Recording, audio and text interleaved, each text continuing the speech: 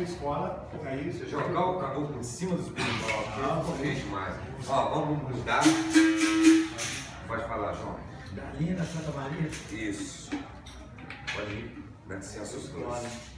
Dá licença. A vaca, então, mais cuidado ainda com Aqui, ó. Deixa eu só mostrar pra vocês aqui. Vamos falar um negócio aqui. Olha aqui.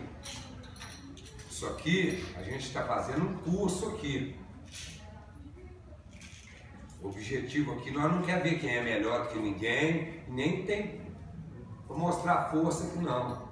A gente vai pôr faca, vai pôr navalha aqui. Agora é mesmo, se acontecer isso, pelo jeito, não vai meter a faca no outro aqui, ó. Isso aqui não é... Não tem ninguém mais homem do que ninguém aqui. Aqui não é para mostrar força, tudo. Mostra malandragem, mostra sem encostar. Pelo amor de Deus. A hora de pegar, põe uma roda lá, ó. Uma roda de rua aí. Opa, deixa o pau quebrar tudo. Hoje aqui é festa.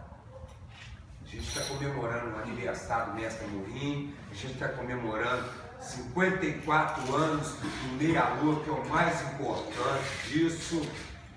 Nós vamos fazer a troca de borda. Ninguém veio aqui para guerrear e eu não quero isso aqui. De jeito nenhum.